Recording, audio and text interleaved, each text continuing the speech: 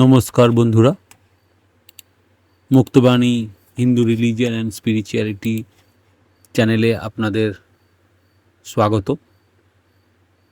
আজকে আমরা ঈশাবাস্য উপনিষদ প্রথম মন্ত্র সেটি ব্যাখ্যা করব। উপনিষদের প্রথম মন্ত্রটির আগে আপনাদের পূর্ণমদঃ পূর্ণমিদং পূর্ণাৎ পূর্ণমুদচ্যতে পূর্ণস্য পূর্ণমাদায় পূর্ণমেবশিষ্যতে এই শান্তি মন্ত্রটি উচ্চারণের মাধ্যমে ঈশাবাস্য উপনিষদটি আপনাদের পাঠ করা শুরু করতে হবে। তো পূর্ণমদঃ পূর্ণমিদং এই যে শান্তি মন্ত্র, এর পূর্ণ ব্যাখ্যা আমি অলরেডি একটি ভিডিওতে দিয়েছি। তো উপরে আই বাটনে ক্লিক করে আপনারা দেখে নিতে পারেন সেই ভিডিওটি। তো আজকে ঈশাবাস্য উপনিষদ প্রথম মন্ত্র। ঈশাবাস্যমিদং সর্বঃ ইয়ৎ কিঞ্চ জগত্যাম জগতঃ তেন তক্তেন ভুঞ্জিত মা গৃধঃ কস্যসীদ ধনম। ঈশাবাস্যম ঈশ্বরের দ্বারা আবৃত বা ঈশ্বর দ্বারা পরিব্যাপ্ত। ইদং কথার অর্থ হলো এই, সর্বম কথার অর্থ হলো সমস্ত, ইয়ৎ কিঞ্চ যা কিছু, জগত্যাং মানে এই জগতে,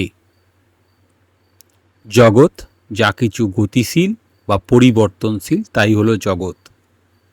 তেন মানে সেই দ্বারা বা সেই উপলব্ধির মাধ্যমে, ত্যক্তেন ত্যাগের দ্বারা বা ত্যাগ করে, ভুঞ্জিতা ভোগ করো বা উপভোগ করো বা রক্ষা করে ব্যবহার করো। তাহলে কি, এই জগতে যা কিছু আছে, যা কিছু পরিবর্তনশীল, সমস্তই ঈশ্বরের দ্বারা পরিব্যাপ্ত। এটা কোথায় বোঝা যাচ্ছে? ঈশাবাস্যমিদং সর্বঃ ইয়ৎ কিঞ্চ জগত্যাম জগতঃ। তারপরের পর্বটা হচ্ছে কি, তেন ত্যক্তেন ভুঞ্জিতা, তাকে ত্যাগের দ্বারা ভোগ করো। মা গৃধঃ কস্যসীদ ধনম। মা কথার অর্থ হলো নয় বা করো না। কি করো না? গৃধঃ লোভ করো না। কিসের লোভ? কস্যসীদ কাহারও বা কারোর, ধনম মানে ধনস সম্পদ। তাহলে আক্ষরিক অর্থ পুরো এই প্রথম শ্লোকটা হচ্ছে, এই জগতে যা কিছু আছে, যা কিছু পরিবর্তনশীল, সমস্তই ঈশ্বর দ্বারা পরিব্যাপ্ত। তাকে ত্যাগের দ্বারা ভোগ করো, কারোর সম্পদের প্রতি লোভ করো না। এবারে এই ঈশাবাস্যমিদং সর্ব এই প্রথম মন্ত্রটি অবলম্বনে আমরা একটা কাব্যিক অনুচ্ছেদ আমরা পাঠ করব। এই পৃথিবী কার? এই আকাশ কার? এই নদী, এই পাহাড়, এই অরণ্য, এই অসংখ্য নক্ষত্র কার? আর তুমি যে মানুষটি প্রতিদিন বলে এটা আমার, আমার বাড়ি, আমার অর্থ, আমার পরিবার, আমার সাফল্য, আমার পরিচয়, সত্যিই কি কিছু আমাদের? উপনিষদ একটি আশ্চর্য ঘোষণা দিয়ে তার যাত্রা শুরু করে। ঈশাবাস্যমিদং সর্বঃ, এই সমগ্র জগৎ ঈশ্বর দ্বারা পরিব্যাপ্ত। যা কিছু তুমি দেখো, যা কিছু তুমি স্পর্শ করো, যা কিছু তুমি অনুভব করো, সব কিছুর অন্তরে একই চেতনার উপস্থিতি। তুমি যে আকাশের দিকে তাকাও, সেখানে তুমি একা নও। যে বাতাস তোমার ফুসফুসে প্রবেশ করে, সেটিও তোমার ব্যক্তিগত সম্পত্তি নয়। যে সূর্য তোমাকে আলো দেয়, সে কারো একার নয়। যে মাটি তোমাকে ধারণ করে, সেও তোমার নয়। তবু মানুষ বলে আমার। এই আমার থেকেই শুরু হয় অধিকারবোধ। অধিকারবোধ থেকে আসে আসক্তি, আসক্তি থেকে আসে ভয়, আর ভয়ের হাত ধরে জন্ম নেয় লোভ। উপনিষদ তাই বলে, তেন ত্যক্তেন ভুঞ্জিতা, ত্যাগের মাধ্যমে ভোগ করো। কি আশ্চর্য কথা! ত্যাগ করে ভোগ, যা ছেড়ে দিলাম তা আবার কিভাবে আমার আনন্দের কারণ হবে? কিন্তু এখানেই উপনিষদের রহস্য। ত্যাগ মানে সব কিছু ফেলে পালিয়ে যাওয়া নয়। ত্যাগ মানে এটা আমার, এই মিথ্যা দাবিটিকে ত্যাগ করা। ফুল ফুটেছে, তুমি তার সৌন্দর্য উপভোগ করো, কিন্তু ফুলটিকে ছিঁড়ে নিজের হাতে করে নিতে হবে কেন?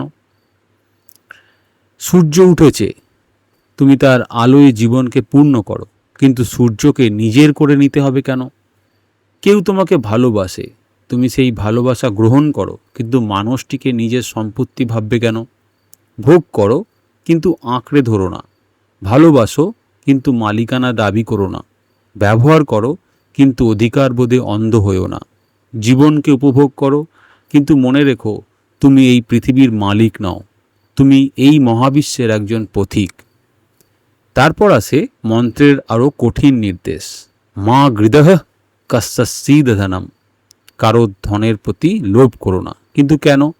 কারণ যখন তুমি বুঝবে সমস্ত জগতের অন্তরে একই সত্তার প্রকাশ, তখন অন্যের সম্পদকে নিজের থেকে আলাদা বলে দেখবে কিভাবে? অন্যের সুখে তখন ঈর্ষা থাকবে না, অন্যের সাফল্যে তখন হিংসা থাকবে না, অন্যের সম্পদ দেখে তখন লোভ জাগবে না, কারণ অন্য বলে কেউ আর থাকবে না। এই একটি উপলব্ধি মানুষের সমগ্র জীবনকে বদলে দিতে পারে। আমি একা নই, তুমি আলাদা নও। এই বৃক্ষ, এই নদী, এই প্রাণী, এই মানুষ, এই পৃথিবী, এই নক্ষত্রমণ্ডলী, সব কিছুর অন্তরে একই মহাসত্তার অদৃশ্য স্পন্দন। তাহলে জীবন কি? জীবন হলো পৃথিবীর সম্পদকে ব্যবহার করা, কিন্তু তার মালিক না হওয়া। ভালোবাসা, কিন্তু অধিকার না করা। উপভোগ করা, কিন্তু আসক্ত না হওয়া। অর্জন করা, কিন্তু অহংকার না করা। আর হারিয়ে গেলে ভেঙে না পড়া, কারণ তুমি জানো যা এসেছিল তা একদিন চলে যাবে। মানুষ সারা জীবন জমায়, অর্থ জমায়, সম্পদ জমায়, সম্পর্ক জমায়, খ্যাতি জমায়, স্মৃতি জমায়, তারপর একদিন সব কিছু রেখে চলে যায়। তবু মানুষ শেখে না জমিয়ে রাখাই জীবনের উদ্দেশ্য নয়। উপনিষদ বলে ত্যাগ করো, কিন্তু ত্যাগ মানে জীবনকে অস্বীকার করা নয়। ত্যাগ মানে জীবনের মধ্যে থেকেও জীবনের দাস না হওয়া। তাই ভোগ করো, কিন্তু লোভ করো না। ভালোবাসো, কিন্তু বেঁধে রেখো না। অর্জন করো, কিন্তু অহংকার করো না। দাও, কারণ দেওয়ার মধ্যেই সম্পদের প্রকৃত অর্থ। আর মনে রেখো, এই পৃথিবীতে কিছুই সত্যিকার অর্থে আমার নয়। আমরা এসেছি খালি হাতে, আমরা চলে যাব খালি হাতে। মাঝখানের এই অল্প সময়টুকু আমাদের হাতে তুলে দেওয়া হয়েছে একটি আমানত হিসাবে। ঈশাবস্যমিদং সর্বাহ, এই একটি বাক্য যদি সত্যিই হৃদয়ে জেগে ওঠে, তবে পৃথিবীকে আর সম্পত্তি বলে মনে হবে না। পৃথিবী হয়ে উঠবে পবিত্র, মানুষ হয়ে উঠবে আপন, প্রকৃতি হয়ে উঠবে উপাসনার ক্ষেত্র। আর জীবন ভোগের বস্তু নয়, ঈশ্বরকে অনুভব করার একটি সুযোগ। এই হলো ঈশাবাস্য উপনিষদ প্রথম মন্ত্রের আহ্বান। সব কিছুর মধ্যে তাকে দেখো, ত্যাগের মধ্যে আনন্দ খুঁজে নাও, আর যা তোমার নয় তার জন্য লোভ করো না।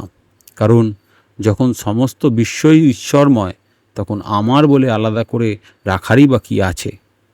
তো আপনারা শুনলেন ঈশাবাস্য উপনিষদের প্রথম মন্ত্রের পূর্ণ ব্যাখ্যা এবং তার কাব্যিক উপস্থাপনা। আশা করি এটি আপনাদের সমৃদ্ধ করবে। দেখতে থাকুন পরবর্তী পর্ব, যেখানে ঈশাবাস্য উপনিষদের দ্বিতীয় মন্ত্রটি সম্পূর্ণরূপে আমি ব্যাখ্যা করব। ধন্যবাদ।